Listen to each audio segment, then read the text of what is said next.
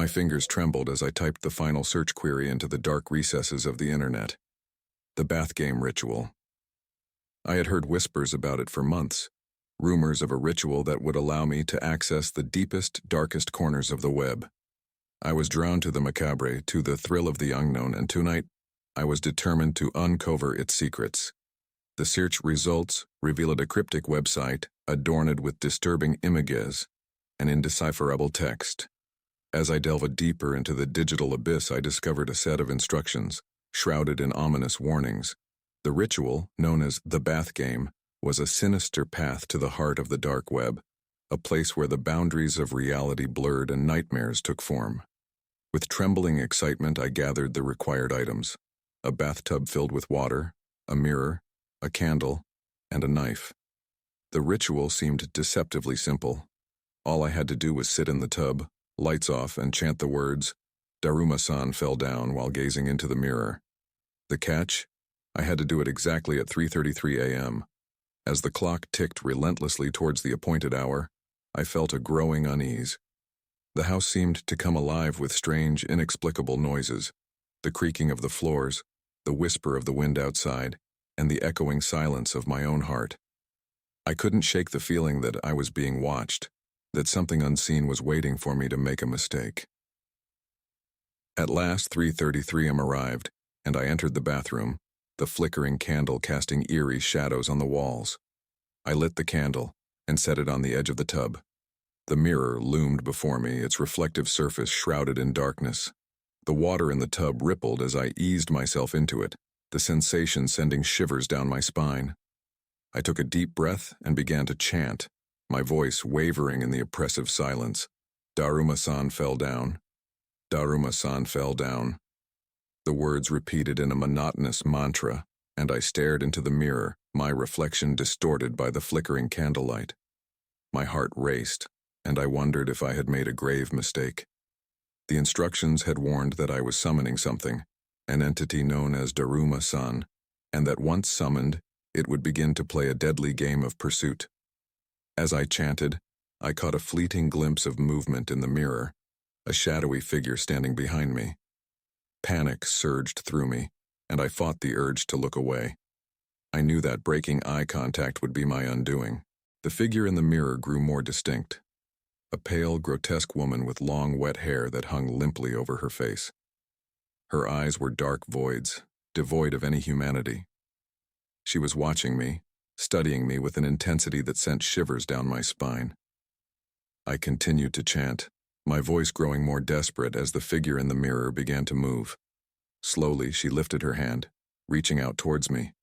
I could see her reflection in the mirror, her fingers just inches away from my shoulder.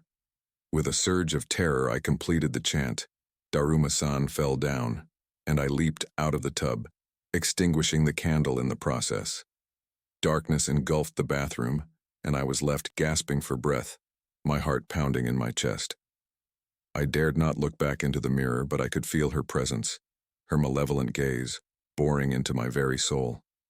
The instructions had warned that Daruma-san would be playing a game, a relentless pursuit that could last for hours, days, or even weeks. I had entered into a deadly game with no way to win. Over the next few days, my life became a waking nightmare. Everywhere I went, I could feel her presence lurking in the shadows. I would catch glimpses of her in reflections, a distorted face in a puddle, a fleeting shadow on a window pane. She was always there, always watching, always pursuing. Sleep became a distant memory as exhaustion and paranoia gnawed at my sanity. I knew I had to find a way to end the game, to sever the connection to Daruma-san. The dark web had promised secrets, but it had delivered a nightmare that threatened to consume me. Desperation drove me to research the ritual further, and I discovered that the only way to end the game was to complete a series of tasks, a complex ritual that involved salt, a purification ceremony, and a confession of my deepest fears. The path to escape was treacherous, and every step was a battle against my own growing paranoia.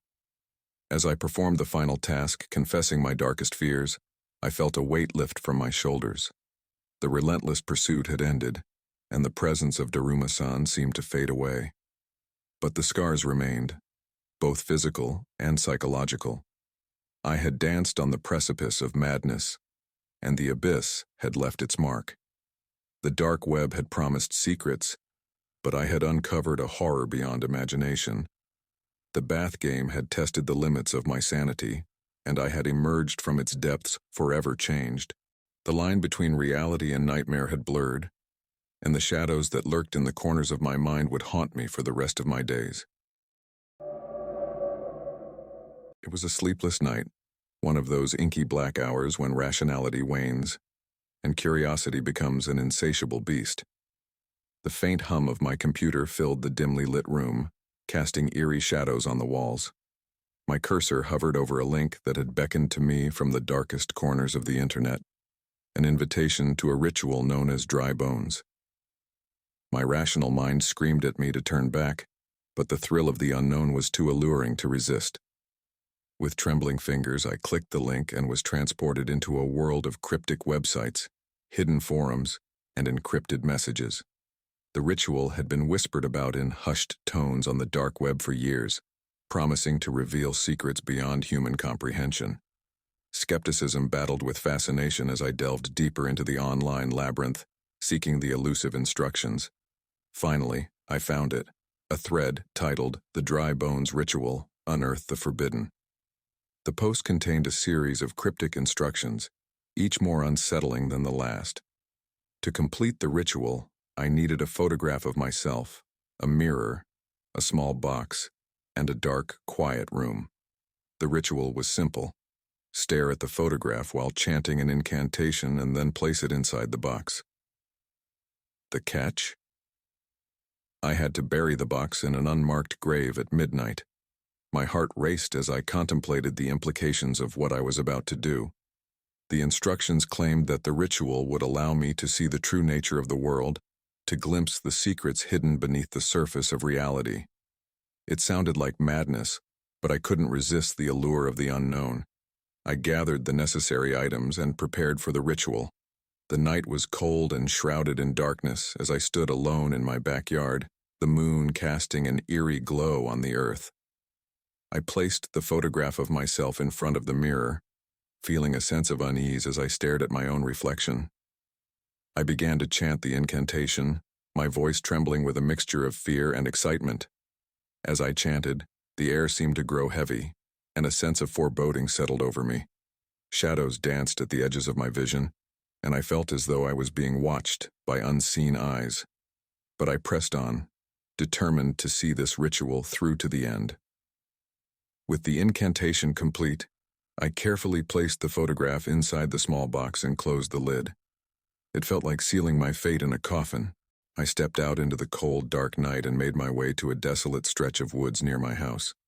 The ritual called for an unmarked grave, and I had chosen a spot deep in the heart of the forest. The journey through the woods was treacherous, and I stumbled over roots and branches in the pitch-black darkness. The wind whispered through the trees, and the silence was broken only by the distant hoot of an owl. Fear gnawed at me, but I couldn't turn back now. Finally, I reached the spot I had chosen, a small clearing surrounded by ancient, gnarled trees. I dug a shallow grave with my bare hands, the cold earth sending shivers down my spine. The box containing the photograph of myself was placed in the hole, and I quickly covered it with dirt. The ritual was complete. I stood there in the darkness, my heart pounding, waiting for something to happen. The wind whispered through the trees, and I felt a chill in the air. It was as if the very earth was holding its breath, waiting for what was to come. Suddenly, the ground beneath me began to tremble, and I stumbled back in horror.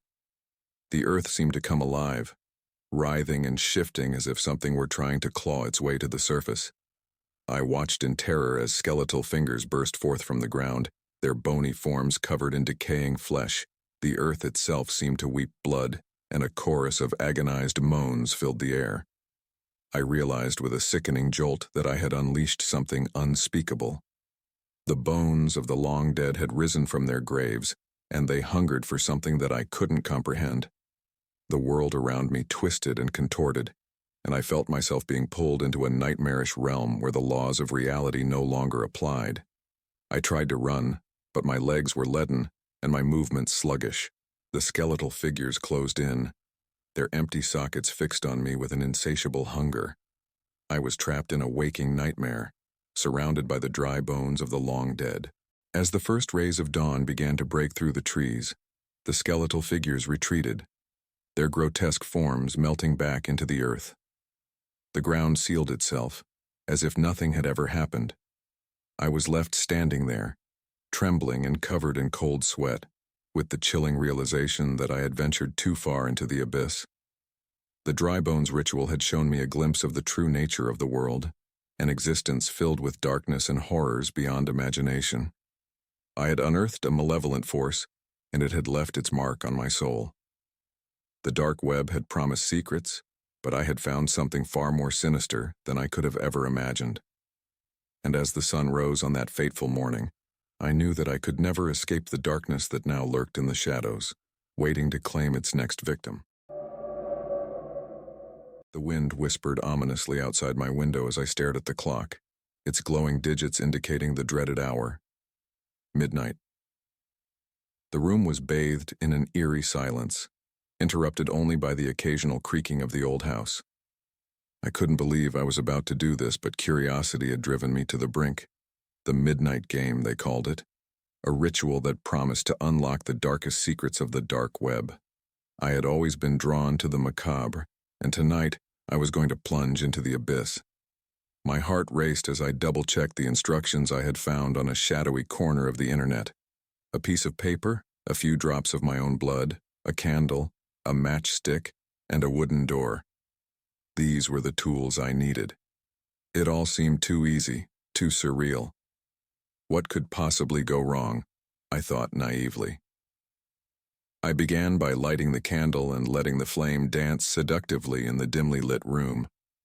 My trembling hands held the sheet of paper and I pricked my finger with a needle, allowing 3 crimson drops to fall onto the paper's center. I took a deep breath and began to write my name. My handwriting was shaky, a reflection of my fear as I penned the words, "I am ready to play." The paper soaked up my blood, transforming it into a dark, malevolent ink. With the paper ready, I placed it in front of the closed wooden door, knocking 3 times in quick succession. I stepped back, my eyes never leaving the door. This was it. There was no turning back now. The silence in the room was oppressive. Time seemed to stand still as I waited, each second stretching into an eternity. Then it happened. A soft, almost imperceptible scratching sound echoed from the other side of the door. Panic washed over me, but I fought to keep my composure. I had initiated the game. I couldn't chicken out. As the seconds ticked by, the scratching grew louder, more insistent.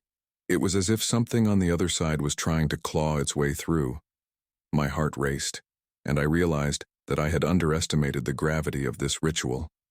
I glanced at the candle's flickering flame, its light casting eerie shadows on the walls, and suddenly the room felt oppressively cold. The next part of the ritual was to relight the candle within 10 seconds of hearing the scratching. I fumbled for the matchstick, my hands trembling uncontrollably. The scratching grew louder, more frenzied, as if whatever was on the other side was growing impatient, struck the match and it sputtered to life just as the candle's flame extinguished. In that moment of darkness, I felt an overwhelming presence in the room with me. It was as if the very air had thickened with malevolence. The candle's flame was restored, and I could see the silhouette of something in the doorway.